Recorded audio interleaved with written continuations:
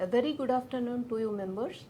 As you are aware, the institute has started its NCLT webinar series, and last week we had a webinar, first webinar on general procedures and an introductory webinar by Mr. UK Chaudhary. It was very successful, and more than 5,000 members participated. We thank you, all of you, and we welcome you to the second webinar series, which is on grounds for the refusal to shares and remedies available. And we have Mr. P.K. Mittal with us. He is LLB and FCS. He was a Central Council member. He has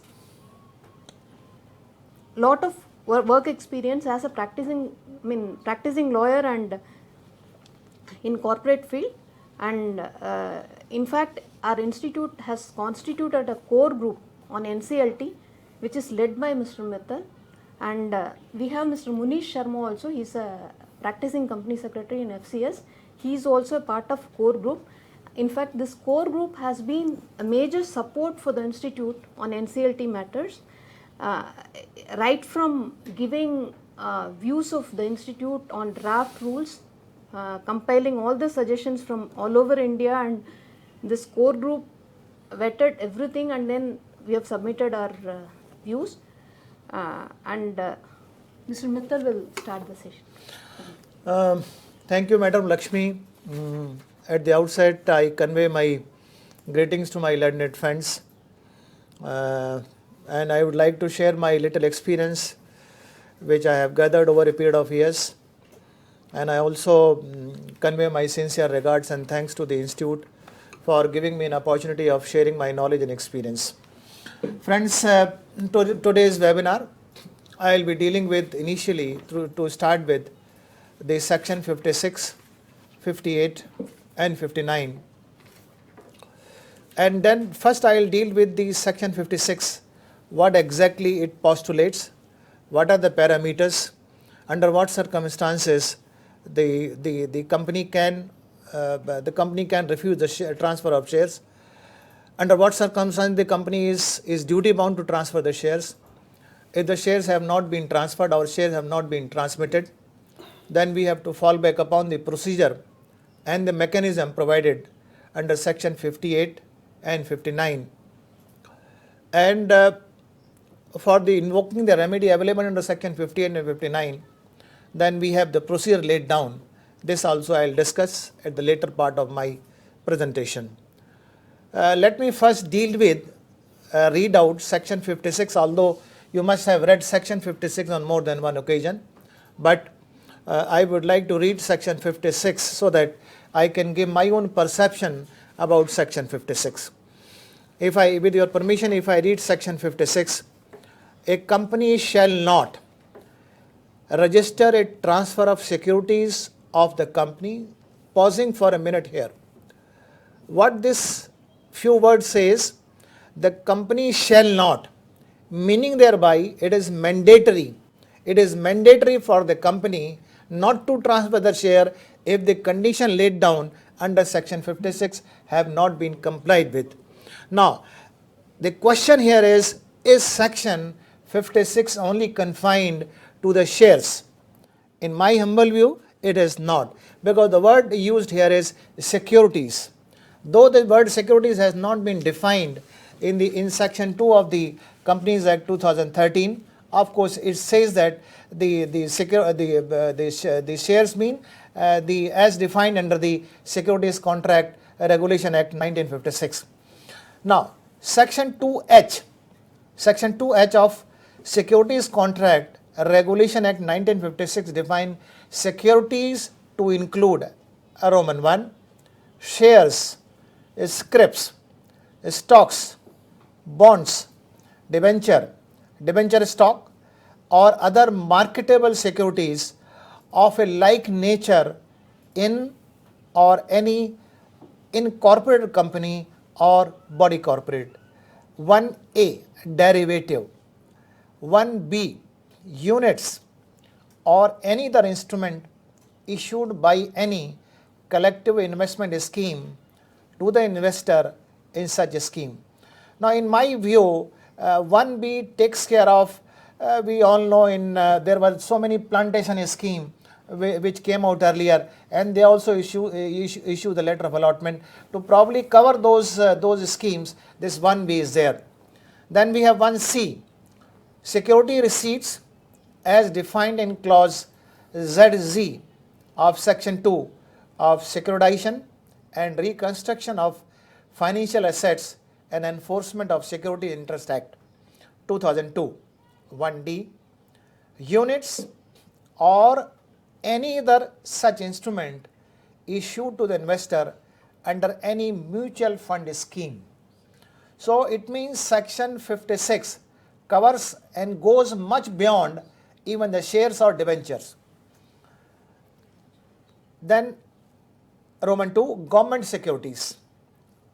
2A, such other instruments as may be declared by the central government to be securities and rights or interest in securities. So this is a very exhaustive definition given under the 2H of the Securities Contract Regulation Act 1956, and section 56 governed the transfer and transmission of these securities. Now let us go back to the section 56. Further words, or interest of a member in a company in the case of a company having no share capital. Interest refers to where the company does not have a share capital, other than the transfer between two persons, both of whose name are entered as a holder of beneficial interest in the records of a depository. Now what condition have to be followed for effecting transfer of shares are unless a proper instrument of transfer in such form as may be prescribed. Now here obviously when we talk of instrument or a form, we have to go back to form number SH4. Then it further says that form is required to be duly stamped. Now the question arises, what exactly is meant duly stamped? Is condition about the stamp is satisfied when we are affixing stamps, or the crossing of a stamp is mandatory? In my view, mere fixing of a stamp is not enough. Not only here, in all our this legal jurisprudence, wherever any stamps are required to be affixed, the law presupposes that these are required to be crossed. If these are not crossed, then it could be said that there is no valid stamping of a document or a paper or instrument. So therefore, whenever we are fixing the stamp obviously is required to be crossed. And there are cases where the earlier CLB, now NCLT, has upheld the refusal to transfer shares where there was no crossing of the share transfer stamps. Then I go a little further. Duly stamps dated and executed by or on behalf of the transferor and transferee is specifying the name, address and occupation, if any, meaning that what further is required to be filled in the form is the whole details about the name, address and occupation of both of the transferor and the transferee is required to be filled, besides of course the date of the execution and of course the total consideration which has exchanged between the parties is also required to be filled in. Now here it further says that this form is required to be submitted to the company within a period of 60 days from the date of execution, along with a certificate relating to the securities. So what all is required to be submitted to the company is, number one, the share transfer deed or share transfer form duly executed.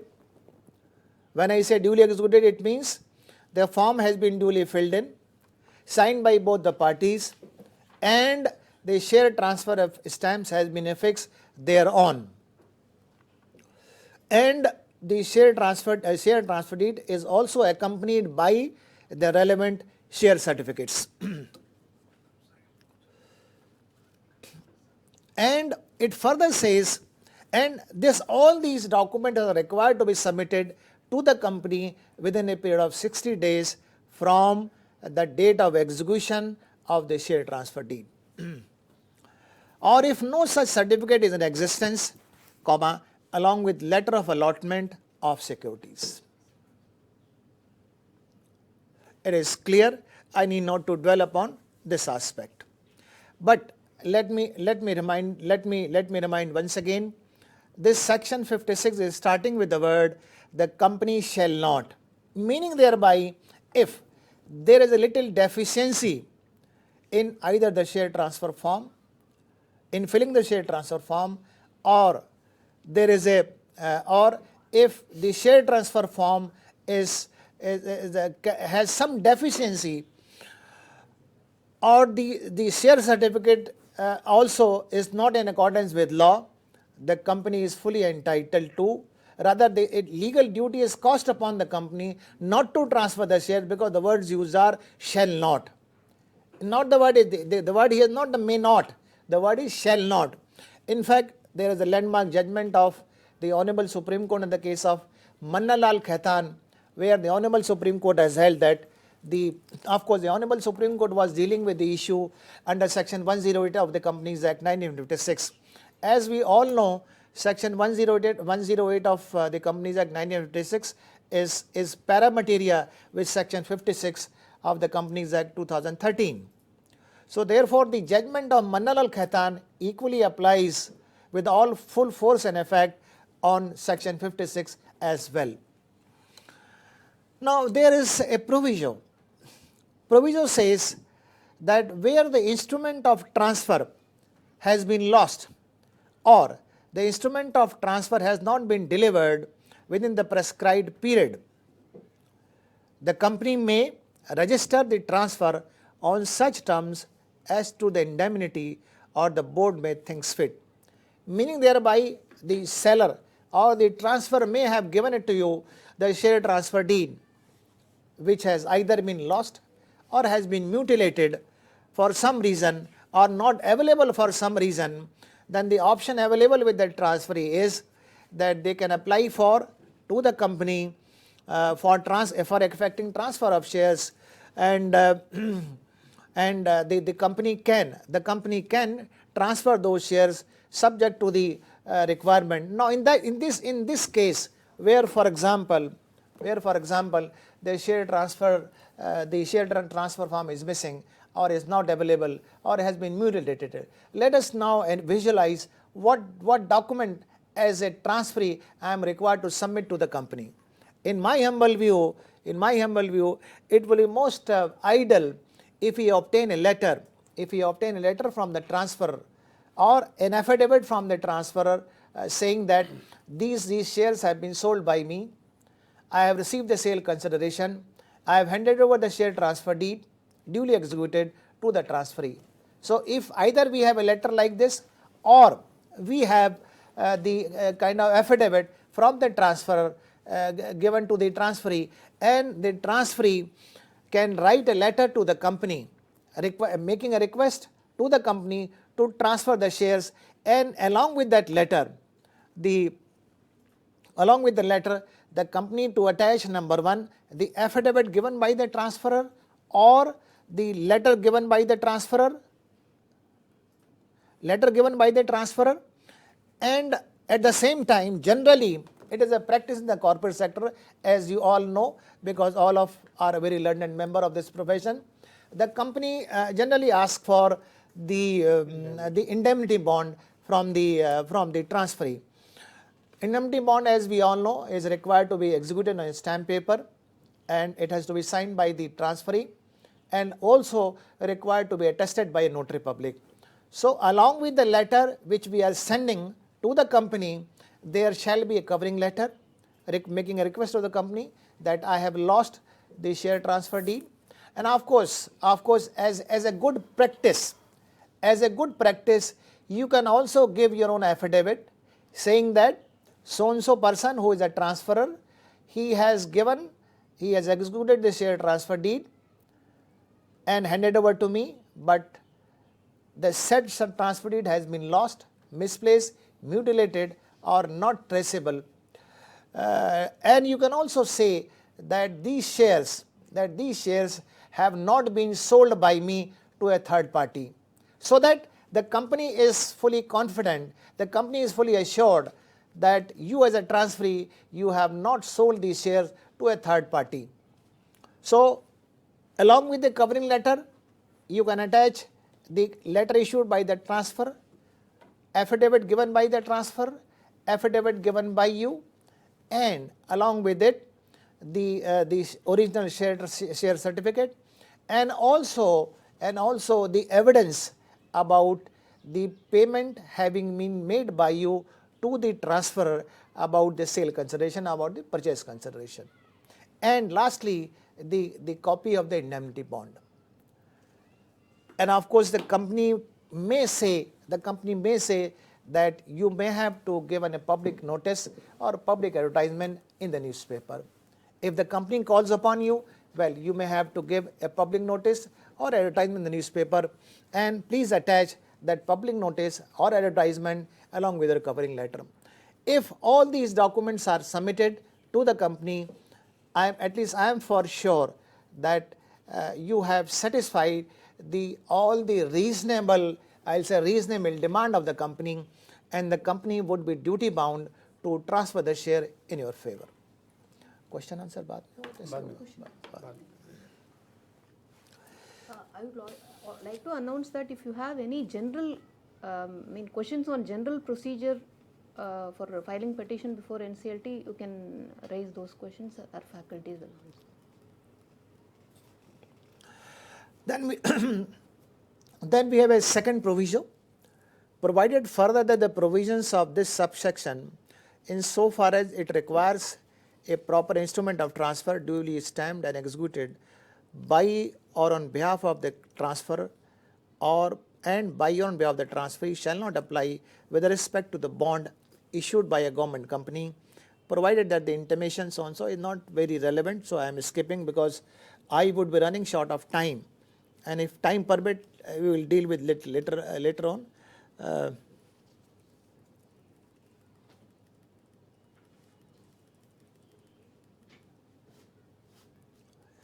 Then we have one more provision which provided that the provisions of this subsection shall not apply to a government company in respect of securities held by the nominee of the government.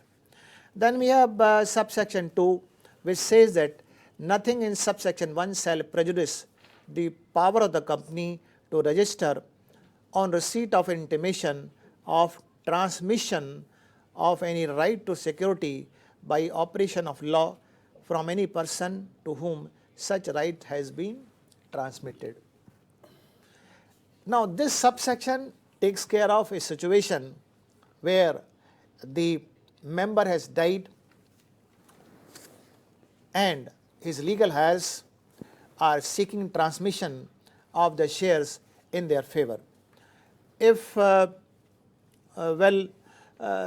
also, although its section says that the company can register the transmission of shares in the name of the legal heirs, but also this subsection 2 also has its ramification in the sense that there is always doubt that the person who is applying for transmission of shares, whether he is the sole legal heir to those shares or not, and where the amount involved is substantial, it is always advisable for the company to insist upon that such legal heirs to kindly go to if there is a will is there, then they must go for probating of the will, and if there is no will, then in that event the company is fully justified in calling upon that person that you must apply to the succession and obtain a succession certificate covering those shares which are subject matter of transfer, and after the succession has been obtained, then of course the shares could be transmitted. So if this is just my personal view, if the amount involved is say anything up to say 4 to 5 lakhs, you may not insist upon probating, you may not insist upon the succession, and on the basis of the indemnity, the shares could be transmitted. But if the amount is, in my view, again, the law nowhere says 4 lakhs or 5 lakhs, it's my own perception. If the amount is more than 5 lakhs, maybe 10 lakhs or 15 lakhs or maybe 20 lakhs, it is always advisable and safe for the company to insist for that probate or a succession certificate, because I have seen from this, I can say from my personal experience in the past, there have been cases that today you have transmitted shares on the basis of a letter from one of the legal heirs. Legal heirs may say that I am the only legal heirs, but it turned out to be that there are so many legal heirs. And if it turned out to be there are so many legitimate legal heirs, they complain to the company. In fact, so much so I have seen number of cases where they make allegation against the company that you have colluded, you have connived with that person, and having been connived, you have transferred those shares or transmitted those shares in favor of one of the legal heir to the exclusion of the other legal and valid legal heirs. Sir, in this context, there is a related query has come. Foreign High Court has passed probate order, but Indian company is not accepting transmission application, saying that there were personal arrangements between deceased and others. Can the company ignore the order of probate? The question here is why the Foreign High Court has passed the order. Is the deceased? The question is the deceased has been residing outside India. Nonetheless, I feel that whenever any court of law passes any order, the notice always goes to the all legal heirs. And when the notice goes to the all legal heirs, they have a fair and equal opportunity to represent themselves before the court of law. They can say that I am also one of the legal heirs, and after hearing all the parties and after leading the evidence about the entitlement of each of those legal heirs, the court passes a decree. So if court passes a decree, I feel the company will be fully legitimate and fully justifying on relying upon the decree and judgment passed by the foreign court, unless there is a contra decree or judgment passed by Indian court of law.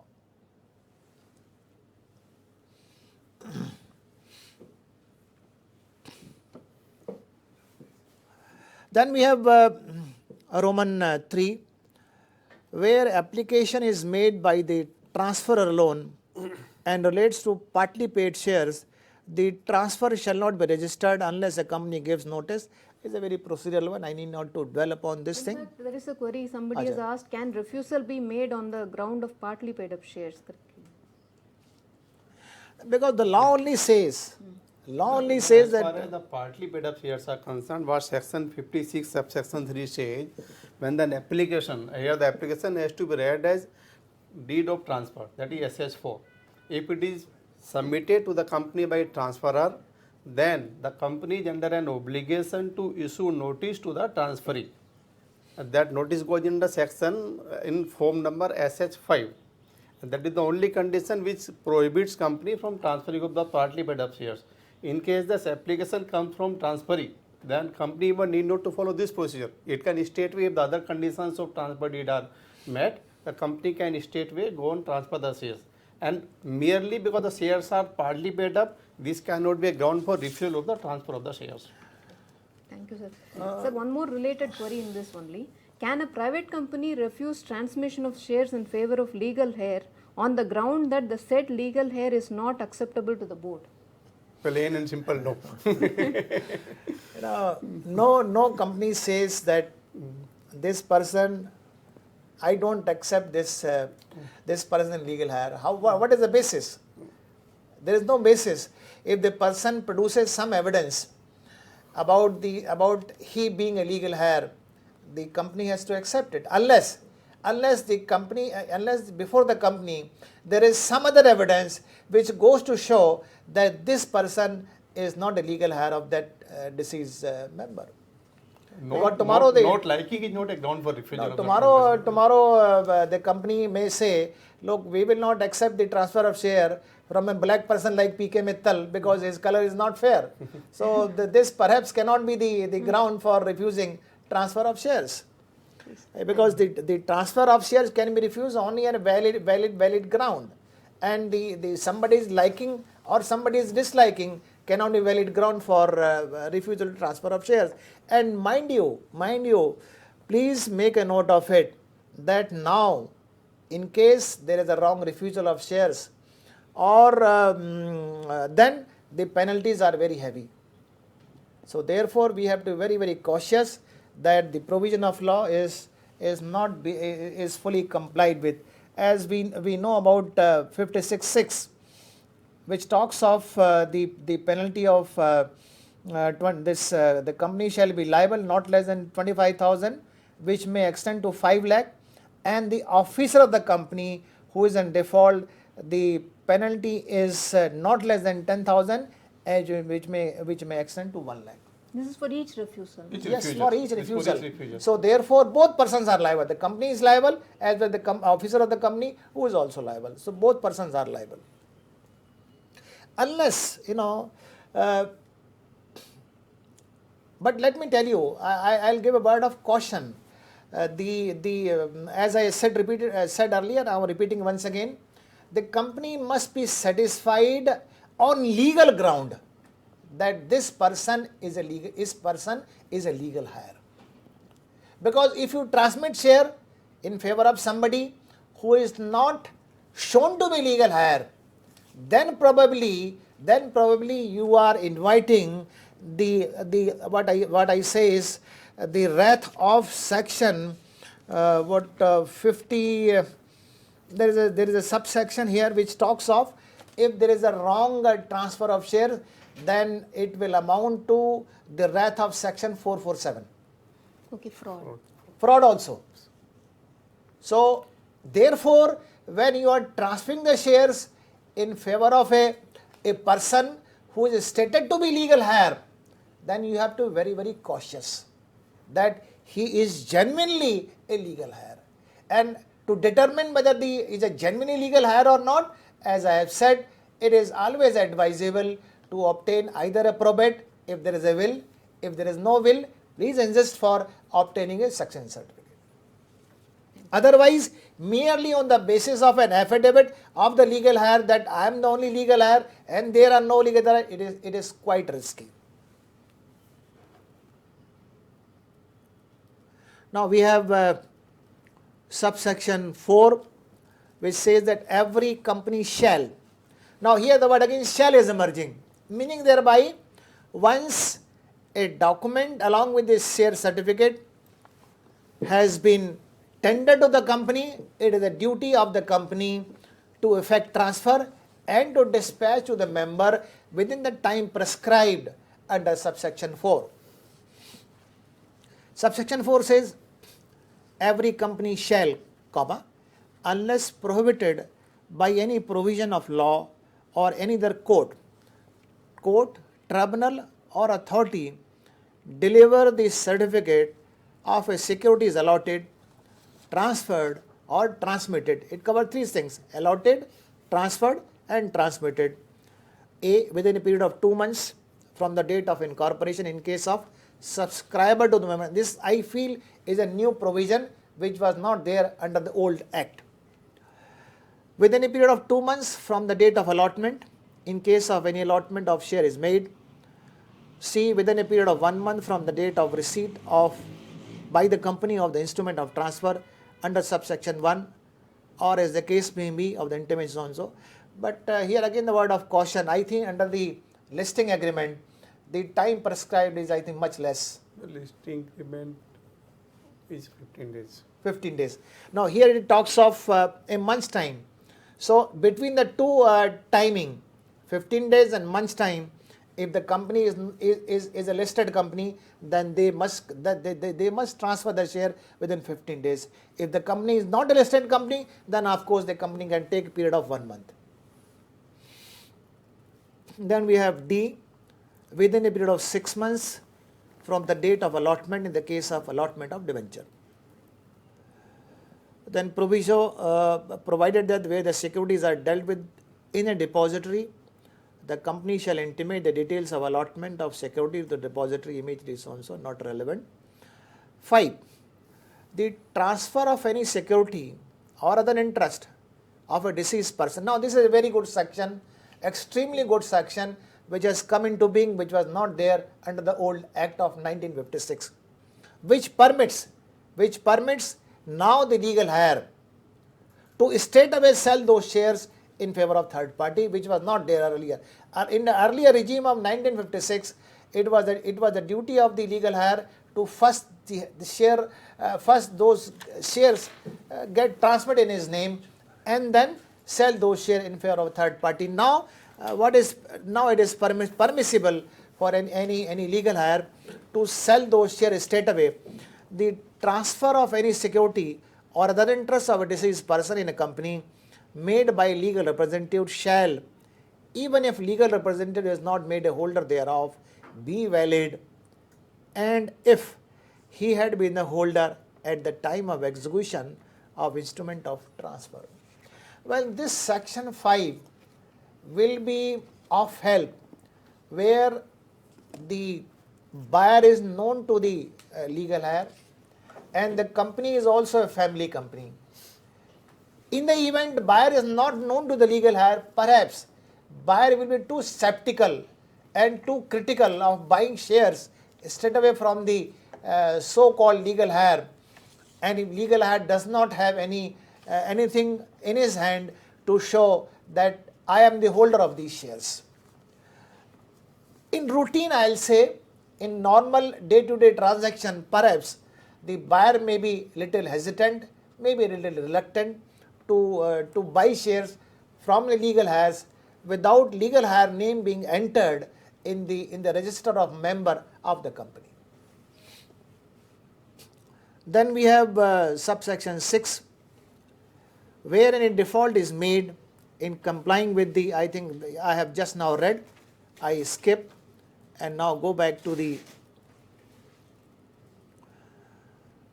subsection 7, again not, yes, subsection 6 is very relevant.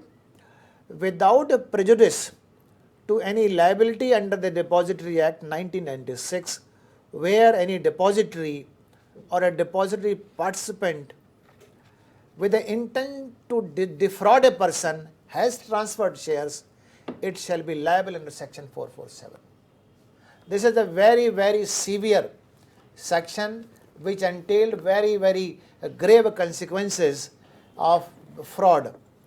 So therefore, one has to be extremely cautious, one has to take all precautions while transferring the shares. One has to be fully satisfied that yes, the documents have been fully properly executed, the company has in front of them the share certificate, or if there are no share transfer deed, then the company has taken the precautions by obtaining the indemnity bond and other precautions like the public notice and taking the affidavit from the transferor and the transferee as well.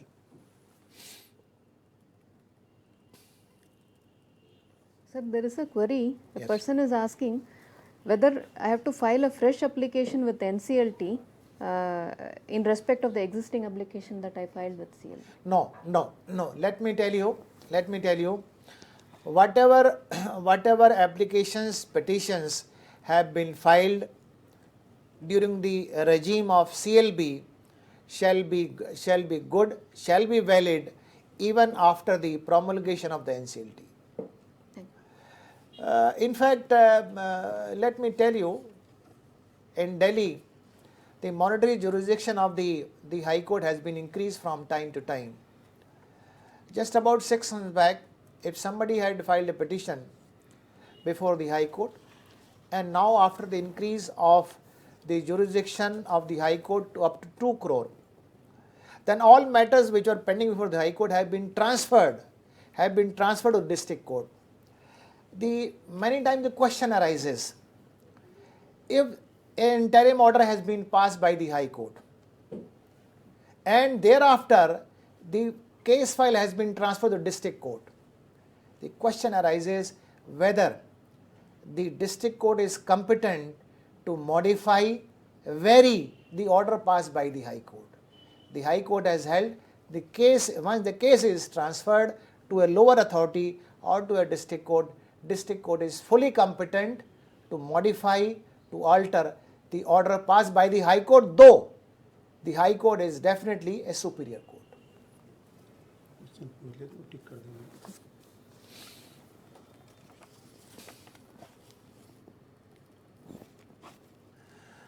Punishment for personage of a shareholder, not relevant, I skip. Then we go back to section 58.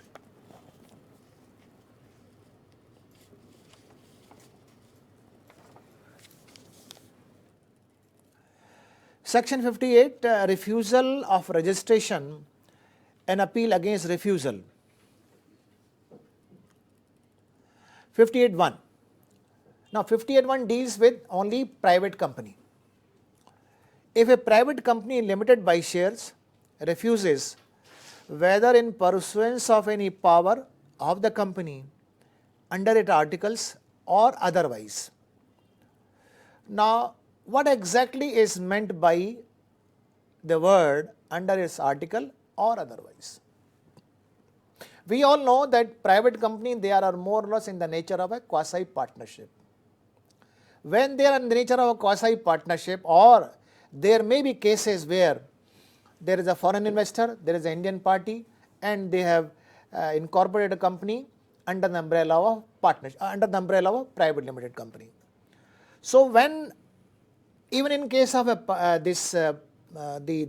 family company, or in case of a foreign partner, they amend the provisions of the article so as to provide for certain restrictive clauses with respect to transfer of shares, intricacy among themselves. If the article provides for restriction about transfer of shares, then those restrictive covenants of the article have to be respected. Similarly, if there is an agreement between the two branches of the family, and that agreement provides for restriction about the transfer of shares, and in that agreement the company is a confirming party.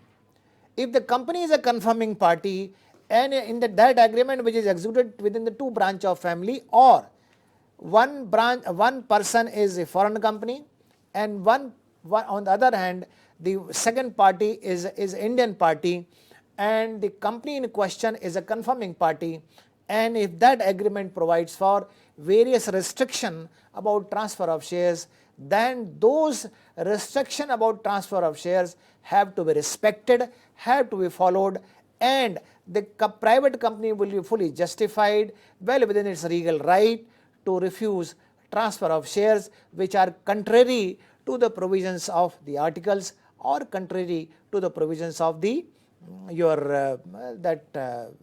contract. Sir, can public company also? I'll come to that. Because 58.2 deals with public company. When I come back to 58.2, then I'll deal with the public company as well. Register the transfer of or transmission by operation of law of the right to any security or interest of a member in the company. It shall, within the period of 30 days from the date on which the instrument of transfer or the intimation of such transmission, as the case may be, was delivered to the company, send notice of the refusal to the transferor and the transferee and to the person giving intimation. Now, in fact,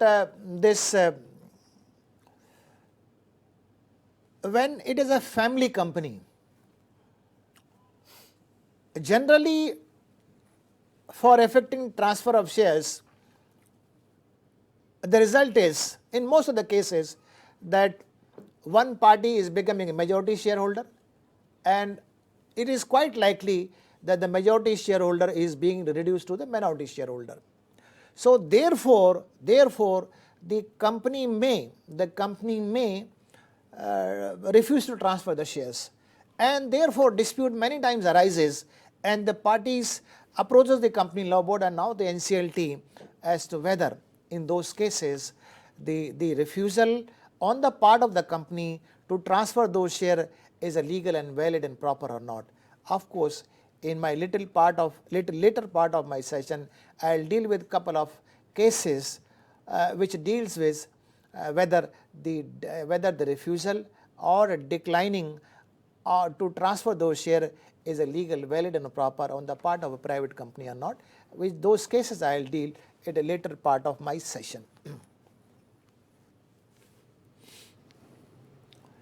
58.2.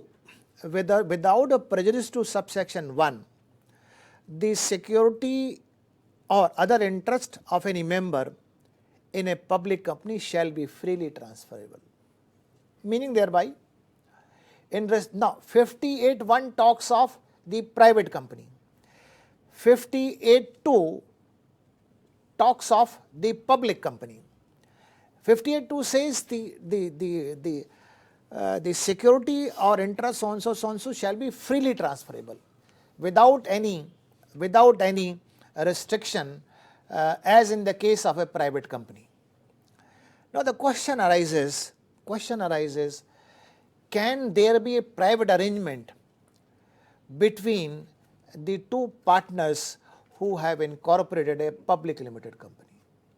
Or there may be cases where there is a foreign party, there is an Indian party, and both have incorporated a public limited company and not a private company.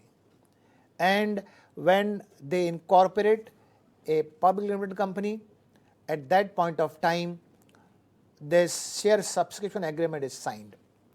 And in the share subscription agreement, there are a number of restrictive clauses, there are a number of prohibitive clauses which prohibit the transfer of shares in favor of a third party. Because reason could be the foreign party may say that, look, Indian party, I have invested in the company, looking to your credential, looking to your goodwill, looking to your reputation. But it is quite likely tomorrow the Indian party may sell their shares to a third party who may be totally unknown to the foreign party. So therefore, in the agreement which may be executed between the foreign party and the Indian party who have initially subscribed the share subscription agreement, they may provide that in case any of the party wishes to transfer their shareholding, it shall first offer their share to the existing party. Now here this subsection 58.2 was not there in 1956 Act. In the era of 1956, if in a case of a public company, if any of the party, in case any of the party is entering into agreement with another Indian party and they are entering into a share subscription agreement, at that point of time the articles of the company were required to be amended so as to keep in line with the provision of share subscription agreement. Because there have been one landmark judgment of the Bombay High Court of Justice Y.K. Sabharwal, where Justice Sabharwal has held that the private agreement between the two parties restricting the transfer of shares is not binding unless the terms of the private agreement has been incorporated in the Article of Association. So in the pre-era of 2013 Act, it was mandatory that the restrictive clauses of the private agreement should be embodied in the Article of Association. Now under this section 58.2, if there is an agreement between the two party which prohibit, which restrict, which in any way circumscribe the transfer of share among various parties without article being amended, on the basis of the private agreement between the two parties. And if the private agreement between two parties, incidentally always try to make sure that the company is also a confirming party.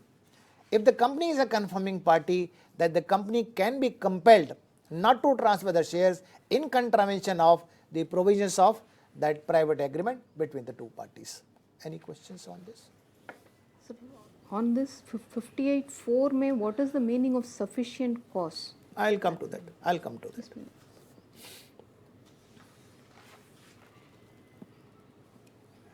Now here, subsection 3, the transferee may appeal to the tribunal against the refusal within a period of 30 days from the date of receipt of the notice, or in case no notice has been received, no notice has been sent by the company, within a period of 60 days from the date on which the instrument of transfer or intimation of transmission, as the case may, were delivered to the company. Now, subsection 3, in my very humble view, is defective. Why it is defective? It says the word is transferee. When it says word transferee, it means, in my humble view, it doesn't take care of the situation of a transmission of shares. Because transferee, in my again humble view, the person in whose favor shares are transferred, he cannot be called transferee. If he cannot be called transferee, meaning thereby, if there is a default on the part of the private company to transmit share, that person perhaps cannot approach the tribunal under section 58.3. Because the word is transferee. Transferee may appeal. It doesn't talk of the person. Legal heirs. But To that extent, if you look at the closing part of subsection 3, it says when from the intimation of transmission was filed. So in a way, no. But please appreciate who has been made entitled to only transferee. The word should have been, ideally the word should have been transferee or a person who has given the legal here. As the case. As the case may be. Yeah. But that word is missing, so therefore it leaves room for doubt. The court may decline. If, for example, tomorrow you file a petition, the court may say you are not under subsection 3, you are not entitled to. What remedies? I come to under 59. I will come to 59. Sir, in fact, there is a query. If I don't file a petition within the time limit prescribed, I am coming to that. I will come to that. What is the remedy? Yes, I will come to that. That remedy. So, unfortunately, here in my humble view only, is my humble view. Of course, it is always subject to different interpretation. Humble view, it doesn't take care of a situation where the shares have to be transmitted in favor of somebody. Now, if the time is 30 days, within a period of 30 days from the so-and-so, meaning thereby, one has to apply to the tribunal within a period of 30 days from the date of a notice. In case no notice has come from the company, then a agreed party has to come to the tribunal within a period of 60 days. First, there is a question, is it mandatory for the company to give notice under subsection 3?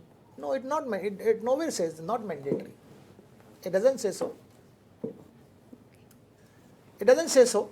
That will be dealt in fact under section 56, not in 58. When the 56 they say you have to give notice of revision and there is a default under Because 56. let me tell you what, let us visualize the situation. If the company is not giving a notice, and when the company intend to decline transfer of shares, reason being, then this would be a case of contravention of section 56. Because the court will say, if you have a sufficient ground, then you should have informed to the person. And you have not informed to the person, it implies that there is no sufficient ground. So therefore, why should not be punished under subsection 6 of subsection Section 56. So therefore, it is always advisable for a company to issue notice. Sir, there is one more query. What is the time limit for NCLT to dispose of this appeal? 3 months. That is under section 422.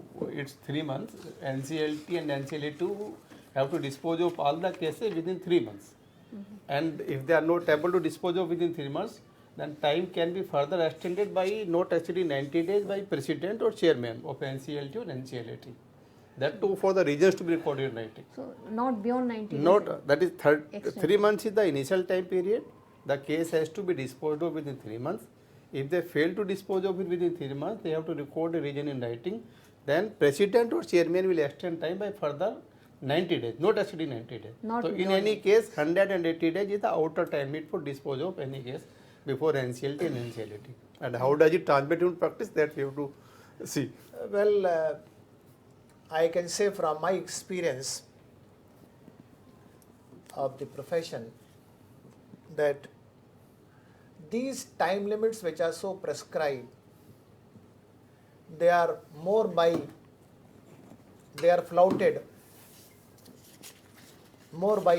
they are more flouted, they are never followed.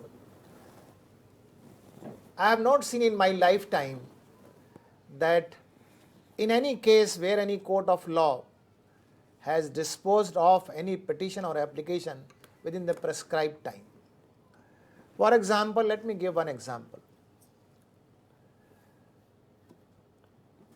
Under order 39 rule 1 and 2, when civil court passes an ex parte injunction order, the law says that civil court shall dispose of the application for interim injunction within a period of 30 days. I can say it has never happened in the legal history of India where that interim application has been disposed of in a period of 30 days. Similarly, like section 130 and 139 of the Negotiable Instrument Act, as we all know, when check is dishonored, after service of a notice, a criminal complaint is filed for dishonor of the check. There also, if I rightly recollect, the maximum time prescribed is 6 months, within which that criminal complaint is required to be disposed of. And it is the practice when you file a complaint of 138, the first date is given beyond 6 months. The first date of hearing which is given is beyond 6 months. So there is absolutely no question of disposal of that application within a period of 6 months. And similarly here also NCLT, it is virtually impossible for NCLT to dispose of that application within a period of 6 months. I feel you will be really glad if it is disposed of in a period of 2 to 3 years even. Any question on this point? Yes. Now, come to the Roman 4. If a public company without sufficient cause, now in case of a private company, there is no word called sufficient cause. In case of a public company, it comes sufficient cause. Without sufficient cause, refuses to register the transfer of securities within a period of 30 days from the date on which instrument of transfer or the intimation of transmission, as the case may be, is delivered to the company, the transferee may, within a period of 60 days of such refusal, or where no intimation has been received from the company, within 90 days from the date of delivery of the instrument of transfer, so and so appeal to the tribunal. So here also incidentally, the word transferee is appearing. And when I say it does not provide for the person who is a legal hire is supported if you look at the language of section 59. Let us look at the language of section 59.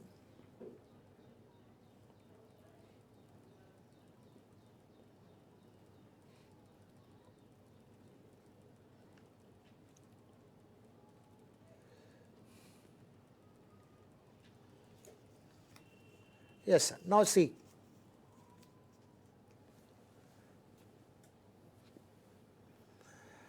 If the name of any person is without sufficient cause entered in the register of member of the company, or after having been entered in the register is without sufficient cause omitted therefrom, or, now these are the words of extreme importance, if default is made, comma, or unnecessary delay takes place in entering the register, the fact of any person having become or ceases to be a member, comma, then kindly watch the words. The person aggrieved. The word person aggrieved is not there in section 58. There the word transferee is there. Here the word aggrieved. Now aggrieved word has a wider ramifications. It can be any person who is aggrieved. So when I said that in there is a defect in drafting of section 58, I am fully supported by the words is doer, person aggrieved. I go back to section 58 once again.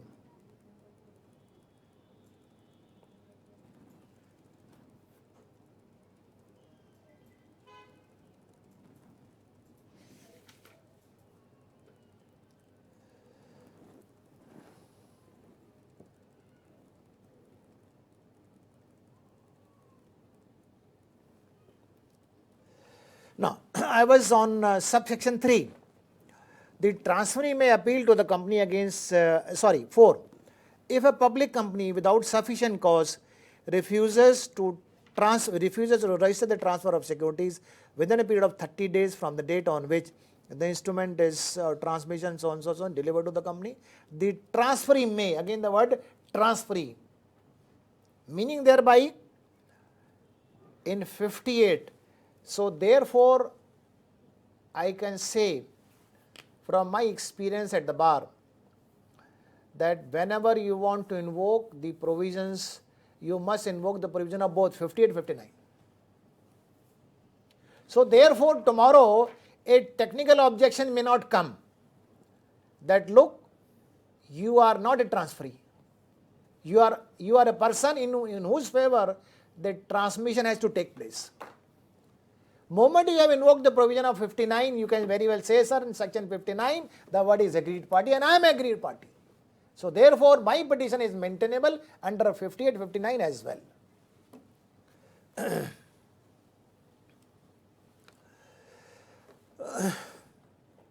Transferee may, within a period of 60 days of such refusal, or where no intimation has been received from the company within 90 days of the delivery of the instrument of transfer or intimation, appeal to the tribunal.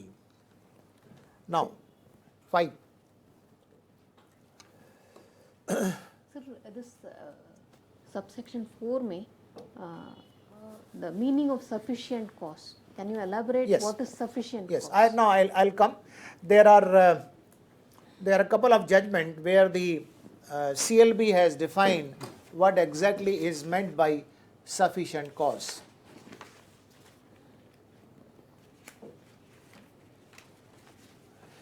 We have one judgment of the CLB in the case of Gujarat Machinery Manufacturers Limited versus Nile Limited, 2001, volume 105, company cases, page 817, where the CLB has held that it is now well settled that the word sufficient cause should not be given a restricted meaning. Meaning thereby, in other words, it has to be given a liberal meaning. the company is fully entitled to examine as to whether formalities required such as signature, stamps have been fulfilled, and that transfer would not involve violation of any other provision of the Companies Act, the SEBI Act, or regulation issued by SEBI and SICA. SICA here means the Sikh Industrial Companies Special Provisions Act, or any other law for the time in force. But at the same time, there is a word of caution by the CLB when the CLB says that the company, however, cannot act arbitrarily and will have to justify its action if questioned by the Company Law Board. Then we have especially in the case of the private company, how the I'll say the refusal to transfer the shares is looked into by the Company Law Board.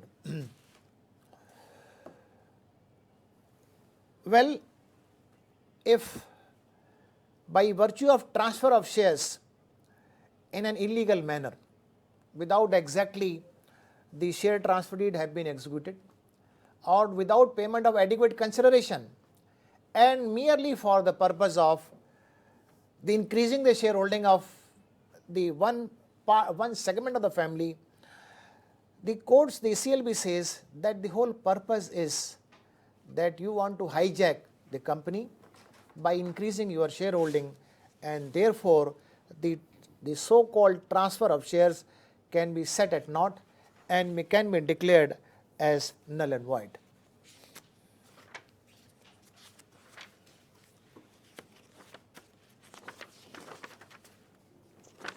Sir, in a private limited company, a private equity investor wants to transfer his share to a competitive company, which is also a closely held company. Can the board of this closely held company refuse that transfer? Yes, definitely.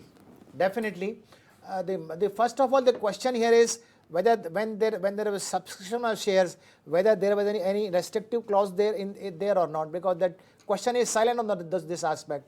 I am quite sure when the foreign party must have subscribed, there must be some clause about transfer of shares by the two parties. It's a standard clause. Must be there. There must be a even otherwise, the company will be justified in refusing the transfer of shares in favor of a company who is admittedly a competitor company. Covered under sufficient clause theory. Sir, should we address there general thing? How do I present the petition before NCLT? What are the enclosures? This procedural part I'll come to. Later. I'm not dealing with the substantive part. Okay. Procedural part I'll come to later. Okay. Then we have couple of more judgments. That Kothari Industrial Corporation Limited with Laser Determined Private Limited 1994 81 company cases 617, where the CLB has held that once there is a statutory violation, the transfer could be ruled out even when it has already been registered by the company. Then of course we have the landmark judgment of Manal Khaitan. This landmark judgment this is the only judgment of Supreme Court which deals with the implication about the transfer of shares. There are two facets of this judgment.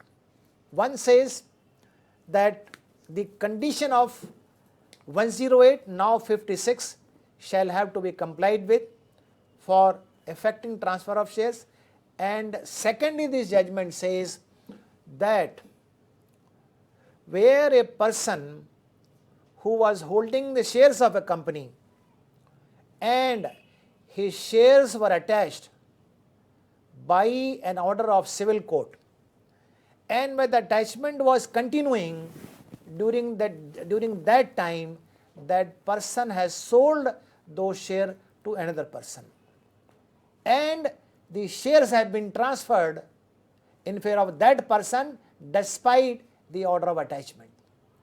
The matter went to Supreme Court. Supreme Court says, so long as there is attachment on these shares, then the person who was holding those shares and whose shares have been attached he has no legal right to transfer those shares. If he has transferred those shares, that is void and illegal ab initio. Sir, when an Indian wants to transfer the shares to a foreign resident, what are the additional documents required for this?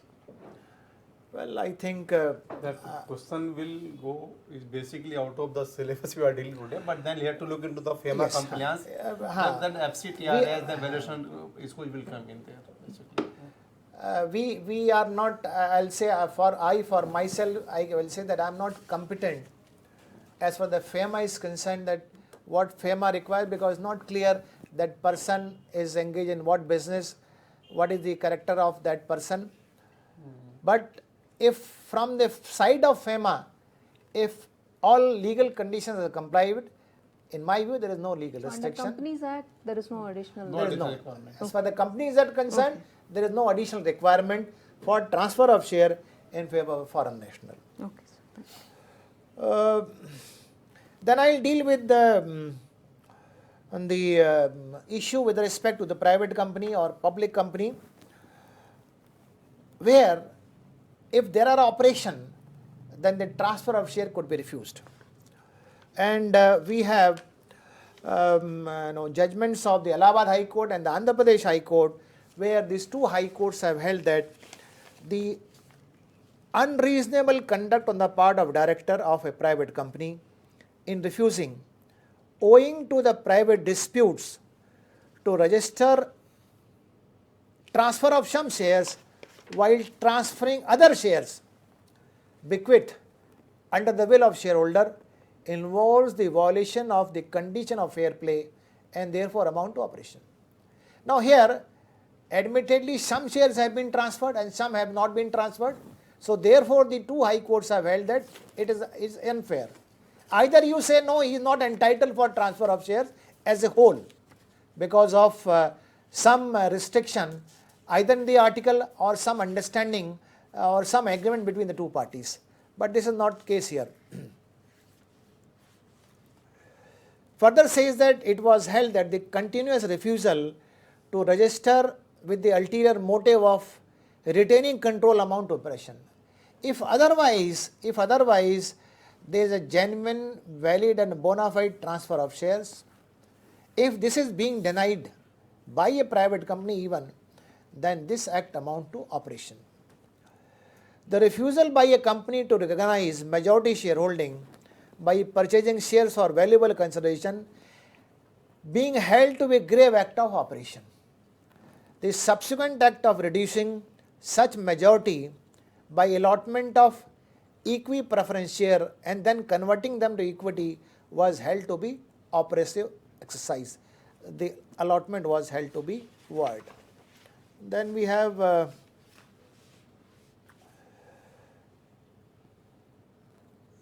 one more judgment of this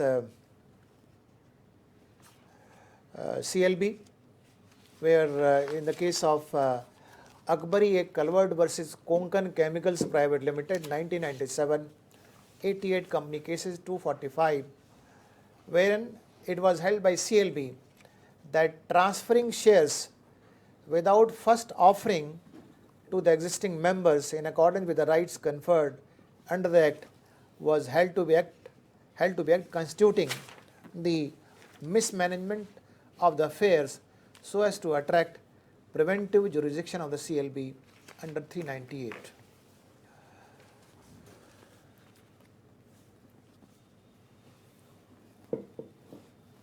Achha, we are short of time. 445 already. Kitna? No, yes to vote only 5. No, we have 5:30. No problem.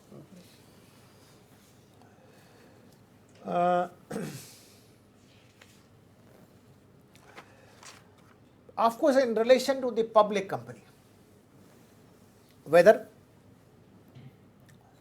the transfer of shares can be denied, well, I will give you some of the illustrations where there could be legal and valid denial of transfer of shares. And the situation could be, as I said earlier also, if there is a violation of provision of the Companies Act, the SEBI, the SICA, or any other provision of law. Besides this, there are some other instances like transfer in favor of a person who is legally incapacitated to enter into a contract, like a alien enemy or an insane person, is an illegal transaction, and the company will be justified in refusing to register such transfer. Incorrect identity of the person, allotment not supported by considerations. There are, even in case of a public company, I have seen there are a number of instances where the shares have been allotted merely for the purpose of gaining the majority and ultimately controlling the affairs of the company. And when the matter went to Company Law Board, it was discovered that the company has not received the full consideration. If the company has not received the full consideration as shown, then obviously the allotment is bad in law, and the aggrieved party is well within right to seek rectification of register of member. One more situation can be non-production of instrument of transfer. Because non-production of instrument of transfer could be, it so happens many times that in a public company which owns a number of immovable properties, there are two brothers. One brother is having in his custody the entire share certificate and the share certificate which are even owned by his younger brother. And one fine morning, it so happens that the elder brother is shown to be shareholder of the entire 100% shares of the company. The younger brother goes to the Company Law Board. The question then arises, well, you claim, the other party claims that I am 100% shareholder. The question is, where the share transfer deed claimed to have been signed by the younger brother. If the party is unable to produce the share transfer is duly executed with a valid signature, well, the transfer of shares can be set aside and the register member can be ordered to be altered or amended. Next is shares based on forged transfer deed are also valid ground for refusal. Many times I have seen in case of the family company, the share transfer, the signature on the share transfer deed is forged. And when the matter goes to the Company Law Board and the agreed party or petitioner is able to satisfy to the CLB that the signature as appearing on the share transfer deed is palpably forged, in view of the fact that here there are 10 cases where the admitted signature are altogether different than the signature appearing on the share transfer deed. So in those cases, instead of referring to the case to the handwriting expert, the court on the basis of the admitted signature and the signature appearing on the share transfer deed may order rectification of the register of member and set aside the transfer of those shares. So there is a query. The original shareholder was an employee. The person to whom the shares are to be transmitted is not an employee. Can a transmission be denied on the grounds of breach of maximum number of shareholders? Transmission or transfer? Transmission. The person deceased was an employee. Okay. The person to whom the shares are to be transmitted is not an employee. So can the transmission be denied on the ground? I don't Private think limited company may. I don't think. If it is likely to exceed 200, so on that grounds. How it can be okay? It's see, unless, may I attend this question? Unless there is a decided case law, which I am not aware of, if the plain reading of that says the maximum number of persons in a private company can be 200 and it excludes employees and past employees who have been members. Yes. the act does not include heirs of the employees and past employees. Legal heirs. है ना? So the board would be justified in refusing to the transmission of the shares, but at the same time it has to offer some more other remedy to the legal heir, how his right or which he It's not receives jeopardized. is not jeopardized. Unless this is subject to, unless there is a case, decided case on the subject. Plain reading is, it will be denied. Sir, the participants wants to hear more on NCLT procedures. Okay. Okay. So- Then I come back to that. Now, I'll come to the statement to section 59, because section 59 is extremely important.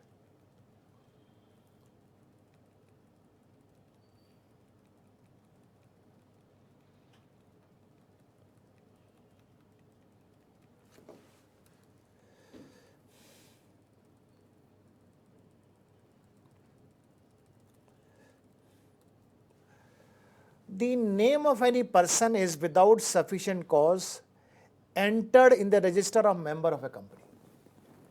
Now, there could be a case where a person may have given only loan, but to avoid payment of interest and to avoid refund of loan, the company may have converted the loan into equity without that person signing the share application. Then in that event, the remedy lie in 59. He can apply for rectification of register of member in such cases. Or having been entered in the register without sufficient cause, omitted therefrom. There could be a case where somebody has been admittedly a shareholder right from day one, that is from incorporation of a company. But as I said, I have seen number of cases in last 5-10 years where in case of a private company or a public company having substantial immovable property and there are no interest, and one fine morning it so happens that one segment of the family show that all the shares have been sold by that person in their favor, so as to grab the control of the company and ultimately to sell those immovable assets without anything on record to transfer those shares, without there anything on record to show that that person has executed the share transfer deed and has handed over the share certificate in favor of those person or having received any purchase consideration. So if that is the case, then in that event under section 59 that person can apply to the company law board. In fact, last week there was a very good case which has come up before the company law board, where the person was 100% shareholder of a company and he has taken a loan from one of the investor or one of the lender, and it was agreed that that lender shall give a loan of 10 crore. Out of agreed loan of 10 crore, the lender has given loan of only 5 crore, as not has given the full loan of 10 crore. And one fine morning, it is shown that the entire board of directors of the company has been removed in exercise of the power under section 284, now 169 the new act. The question has arisen, how a lender could remove the entire board of the company when they are admittedly lender. The counsel for the lender argued, sir, the shares have been hypothecated to us. The question has arisen, well, the shares have been merely hypothecated, and the situation whereunder that the person in whose favor the share were hypothecated, that situation has not come to enable him to get those share transfer in his favor, because admittedly out of 10 crore you have given a loan of 5 crore. So when admittedly it is your own case that you have given a loan only 5 crore, where is the question of default on the part of borrower to repay that loan? It is on the contrary, there is a default on the part of lender to have fulfilled their obligation. The next is, if default is made or unnecessary delay takes place in entering in the register the fact of person having become or ceases to be a member, the person aggrieved, now here the word person aggrieved, or any member of the company, here any member of the company, or the company may appeal in such form as may be prescribed to the tribunal. Now, in my humble view, this section 58 and 59 overlap. In section 58, the person or the transferee has to apply in case of a public company within a period of 60 days. Fortunately, in 59, there is no time restriction. Within how much time the person has to apply to the NCLT. It is again a well settled proposition of law, when no time is prescribed under any law, then the person has to apply within a reasonable time. Now, what has been held to be reasonable time again is, in most of the cases, the Supreme Court and the High Court have a reasonable time is a time of 3 to 4 years. And there are cases where the High Court have held that since in earlier section of 111 and 111(11)(a), now 59 of the 2013 Act, the provisions of Article 137 of the Limitation Act shall apply. Because Article 137 of the Limitation Act deals with the residuary provisions of the Limitation Act, meaning thereby when in any law no time is prescribed for invoking the legal remedy, then the time prescribed under Article 137 of Limitation Act is to be applicable. And 137 of Limitation Act says a time period of 3 years. So, in section 59, if the person has a time to approach the NCLT within a period of 3 years, though admittedly under section 58 time prescribed is 30 days and 60 days. So, therefore, it is my advice to all my learned members that whenever you are wishing to file a petition before the National Company Law Tribunal, it is always advisable to invoke the jurisdiction of the section 58 and 59 both side by side. And let me tell you, can a company rectify the defect in the name in the register of members on its own without going to NCLT? No, how can? Certainly not. What is the question? Can a company rectify the defect in the name of the member in the register of members on its own? Company should never think of rectifying on its own register of member. It is a very, very serious civil offence and a criminal offence. Because here itself, 59 itself says, the company may appeal. When the company has to approach court. Yes. Company has to approach here. If the company feels that the person, the person, now let us assume, if the company is a limited company, is a family company knows this person has died and the legal have not approached. Can the company go on remitting the dividend? Can the company go on offering the bonus shares or the right share? When the company also knows, yes, the legal heirs are there. In that event, company can itself apply to the company at the NCLT, look for activation of registered member, so that full justice is given to the legal heirs.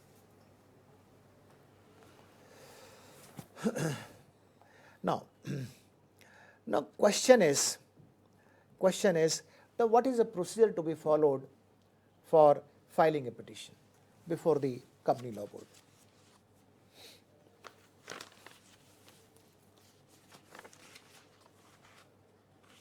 while filing the petition, some basic queries also, like one member has asked, I am new to the profession, how do I address the tribunal, and can you please I'll come. throw light on dress code and I'll explain everything. I'll explain everything.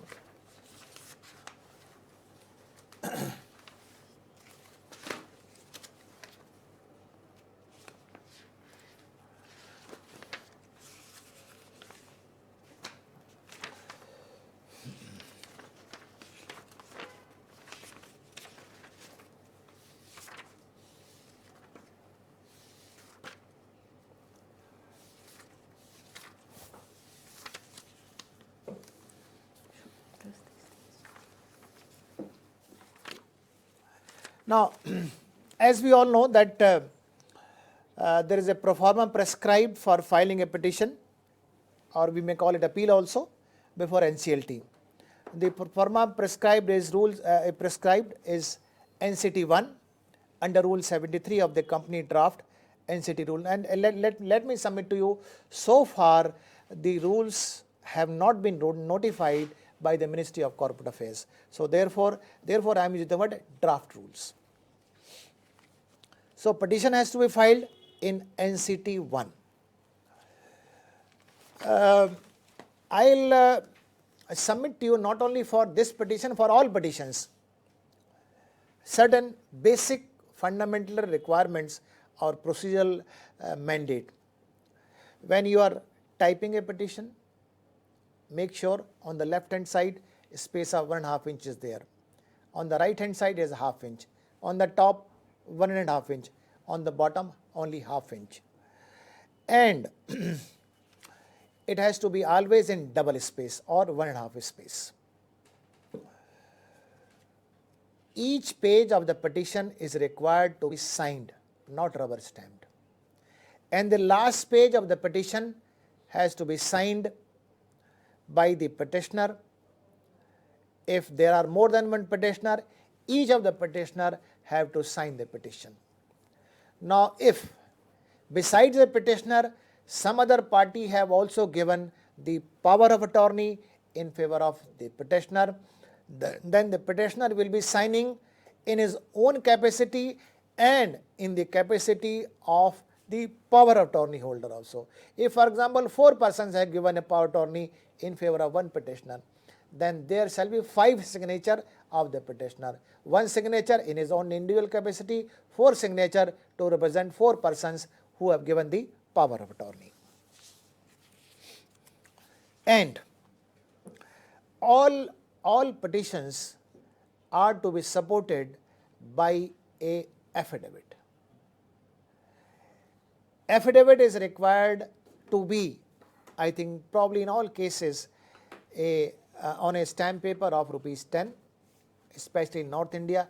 I think in the state of Maharashtra probably it is have to be 100 if I am not mistaken.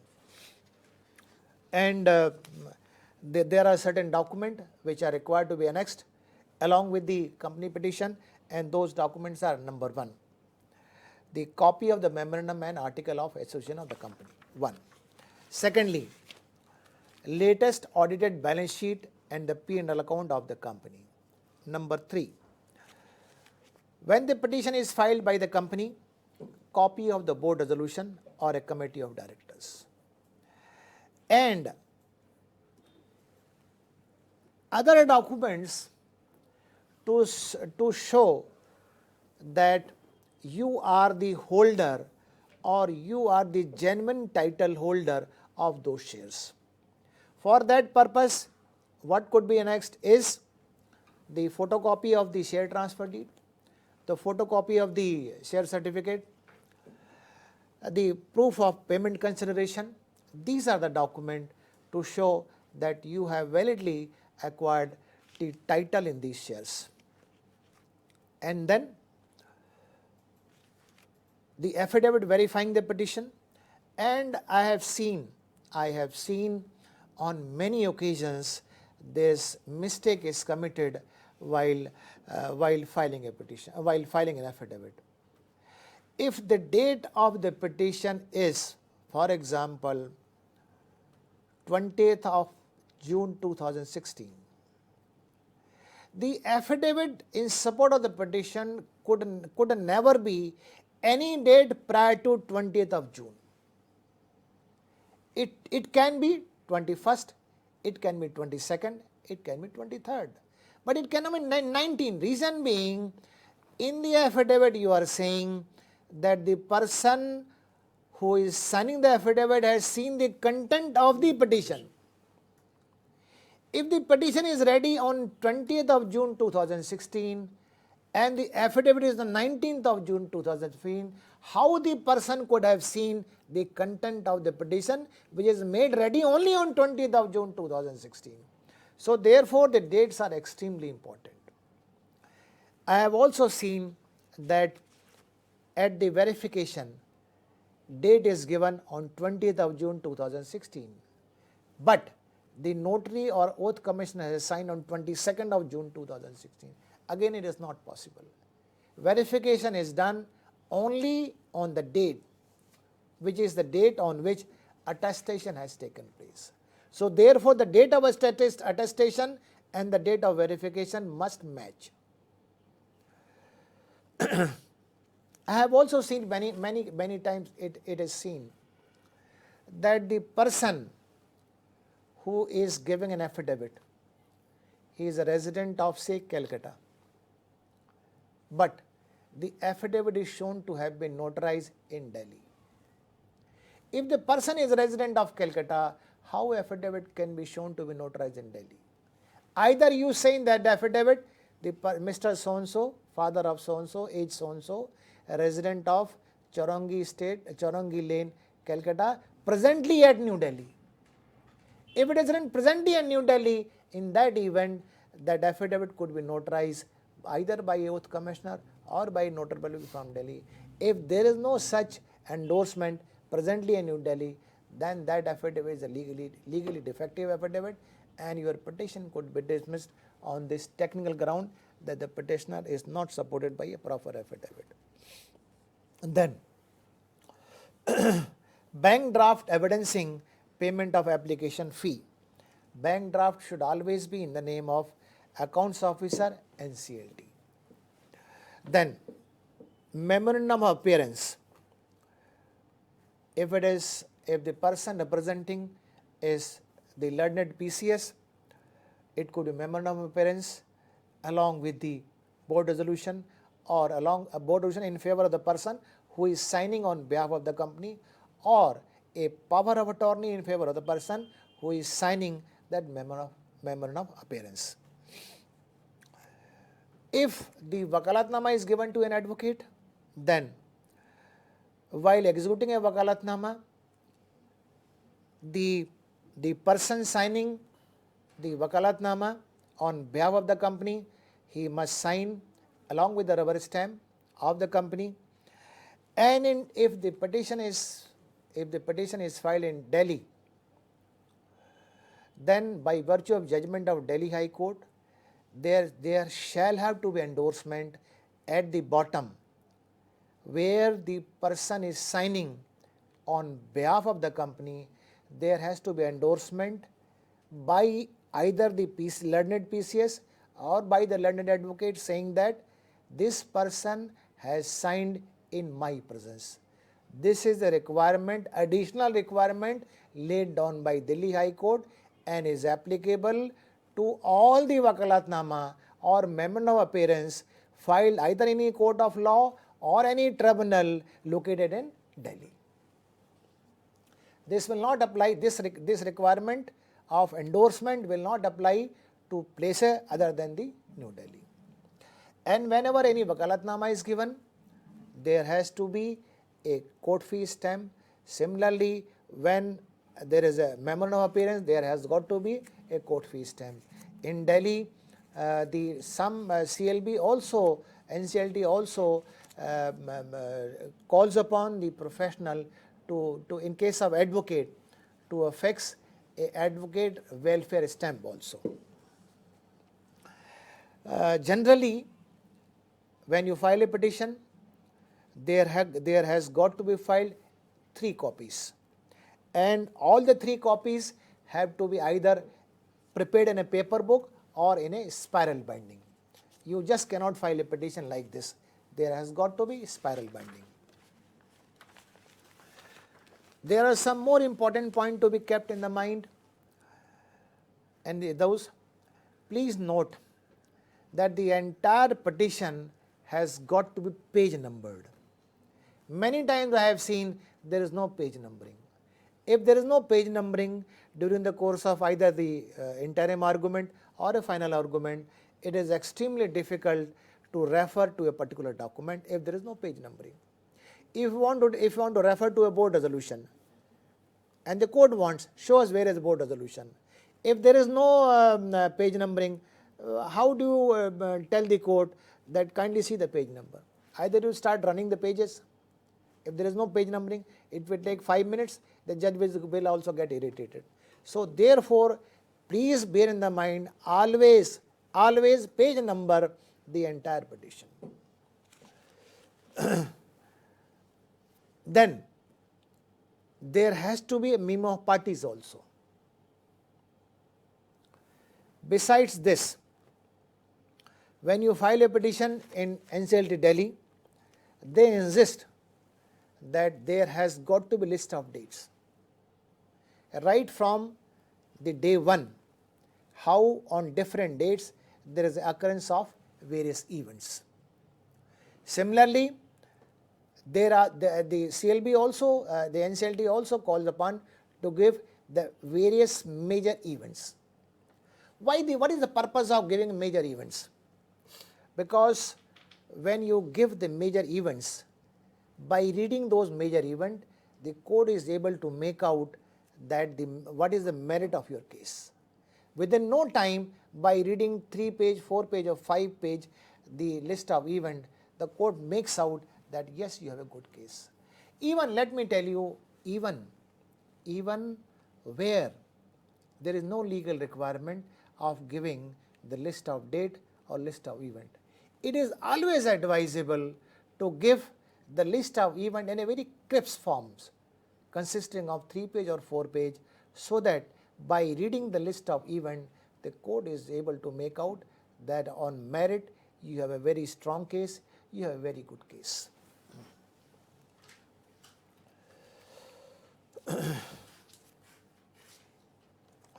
Well, as far as somebody asks about the dress code, well, I have seen in NCLT Delhi and other NCLT,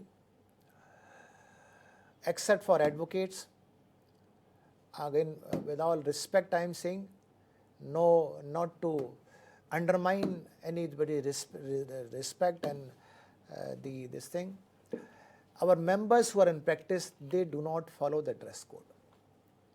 Although one institute has prescribed the dress code, nonetheless, even if they are not going by that dress code, it is always strongly advised, that member must wear a white shirt or some other plain shirt with tie. And ideally speaking, they must also wear a coat. If they don't wear a coat, then a plain shirt with a tie is a must. Besides this, when you start your argument, you have to tell them, Lordships, I am a practicing company secretary. Otherwise, many times I have seen the judge is not able to make out as to what you are, in what capacity are you appearing before them. So therefore, is always advised. And let me tell you, our members, the members of NCLT, they have a respect and regard for our London members of the practicing side. So if we start this, sir, I am so and so, practicing company secretary representing the petitioner. So when you start argument, the judge knows that to whom do you represent. He knows that you are a practicing professional. Otherwise, the judge in the mind he will think that probably he is either the petitioner or petitioner relative or petitioner representative or a petitioner nominee if you don't tell him that I am the practicing company secretary. Because you all know, as far as the advocates are concerned, since they are in robe, they are in band, so by their dress itself, it could be made out that they are advocates. But unfortunately, with our members, they are not in a proper dress. Institute should be strict on the dress code for members. Basically. The dress And, code acts as the advertising and branding. Yes. And as far as the addressing of court is concerned, I'll most humbly submit that we have to very, very respectful to the judges. We must start with, as I do in most of the cases, that we have to say, Lordships, may I respectfully submit. The moment you say, Lordships, may I respectfully submit, you have won half the battle. Because we all know everybody has some ego at some place or the other. And moment you start with, Lordships, can I submit, they also feel that you have an excellent manner. You know how to respect the judges. So therefore, whenever you are starting your argument, you have to start with, Lordship, can I respectfully submit? And then always be slow, be little loud, not very loud, be little loud, so that judge is able to hear your point. And during the course of argument, it is absolutely necessary that one has to understand understand and know as to whether the point which you are conveying to the court of law, whether he has understood it or not. If you are feeling that judge is not probably receptive or he is not able to understand your point, there is no harm. You may say, Lordships, can I respectfully submit this point once again? And then you repeat that point once again to make him understand what is the position of, what the point which you wish to convey before the court of law. Never ever lose your temper, because losing in temper is Losing a not case. losing case altogether. Because in legal practice, in practice of any professional, within no time, howsoever strong case you may have, but the judge will make a distinction that the judgment which you are citing is not applicable to the facts of your case. So therefore, all along try to carry the judge along with you. And you can carry the judge along with you only when you are very respectful to the court, number one, and when you are appearing, you must have a total command about the facts of the whole case. Because it should not happen that judge is asking some question, then you start looking at the brief, or you start asking your colleague, or you start asking the client, what is the position about this? Before you start argument, have half an hour session with your client, ask all possible questions which the judge may ask you, and you must have ready-made answer of all those questions. And when judge asks those questions, you are able to answer those questions to the satisfaction of the court. The judge also feel that yes, this gentleman is fully ready with the whole case. So any other question? Sir, whether fresh authorization is required with respect to the pending cases before CLB? No fresh. All pending cases will start or will recommence before the NCLT at this stage as they were previously. Okay. Sir, can you throw some light on advertisement requirements with respect to petitions, NCLT petitions? Well, as far as the 58, 59 is concerned, I can say there is no legal requirement for advertisement. But as far as when you are filing a petition for section 74(2), seeking deferment of the public deposit, then in that event you have to serve the individual notices, and plus there has got to be a public advertisement in the newspaper, and there are other sections also. So not every petition seeks advertisement? No, that is very clear. Okay. That is very clear. Like for example, the petition of 397, now 241. It is not required to publish in the newspaper. When the public at large is involved? Yes, in a case where your petition affect public at large, like for example class action suit. If you are pursuing class action suit where number of parties are involved, although you may not be representing all parties, but you are representing 50%, 100% or maybe 150%, but it's a class action suit. So there you may advertise also, even if there is no legal requirement, so that the person who are affected party, they also join you and they also support you before the NCLT. Sir, if there is spelling error in the shareholder's name, do I have to go to the tribunal to rectify the spelling error? Section 59. Section 59. In my humble view, if there is a spelling error, well, if board passes a resolution saying that we have seen the relevant document and we are satisfied, yes, there was when the name was written either on the share certificate or on the endorsement, it was written with the wrong name, so the board can do that. So can CS in employment appear before NCLT if board authorized so?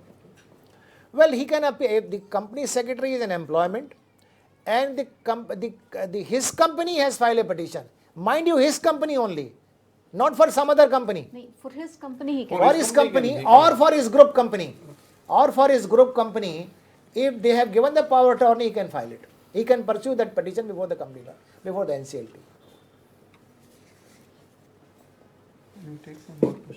We can take some more questions. Remedies available for shareholders. The remedies available for shareholders, they want to hear more from you. Or can we have these written questions? Hey, remedy is available to shareholder for what? Under what situations? With respect to refusal. No, but if you are a shareholder, then where is the question of remedy? If you say that you are a shareholder, then where is the question of remedy under 59? You are a shareholder. Okay, we can Either you say that my name is wrongly written as a shareholder, then you file a petition in 59 saying that, sir, omit my name, I am no longer a shareholder. Then you can file a petition. But if you feel that you are a valid shareholder, your name is validly written, so where is the question of filing a petition of 59? I think we can run through some of the questions which were already received.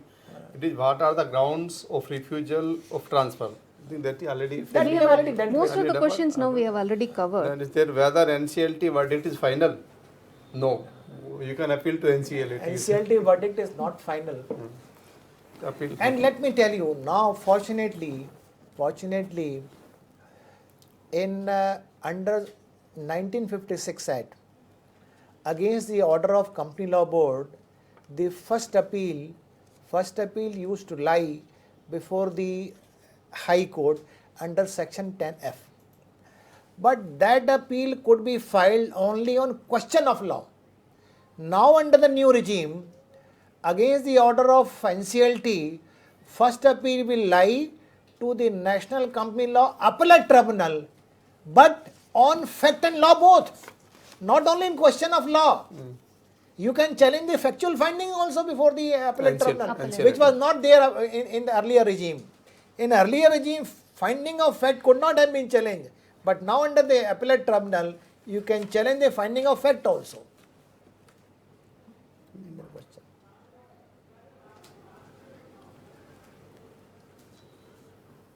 Is refusal valid on the ground of old format used for transfer deed? If you are submitted within time permitted, no. What happens if transfer deed is lost is already covered. In this way I have covered. Can it transfer denied? Employee wala case we have already covered. Whether SS4 is filed with ROC, no friend.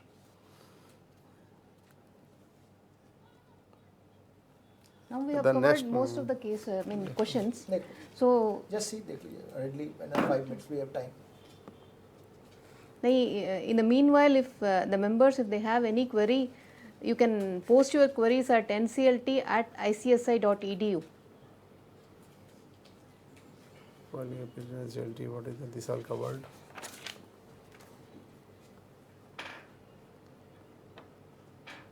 Received shares from other person which do not have the share transfer stamp affixed on the deed. The amount payable is not the question. One question was about franking of stamps, sir, on the transfer deed. Whether franking is allowed instead of share transfer stamps. That is basically a state subject. For issue of shares, sir. No, it's on it's a state subject. If your state permits franking of transfer deeds, you can get it done. Get it done. And it is not necessary to affix stamps for the share transfer deed. Even in case of Delhi also, you can pay a consolidated duty of the transfer of share transfers also. That is permitted in Delhi. If your state law permits franking, you can do the franking also. That is state subject. Franking will be done by the collector of stamps only. Franking will not be done by the company. Any other questions? Yes. Thank Thank you you so so much. much, members. And indeed, the session was very informative. Within 2 hours, the members would have got enriched information covering cases, practical aspects. Thank you, Mr. Mittal. Thank you, Mr. Munish. And in fact, the capacity building of the institute on NCLT aspects will be ongoing for quite some time till the things are getting settled.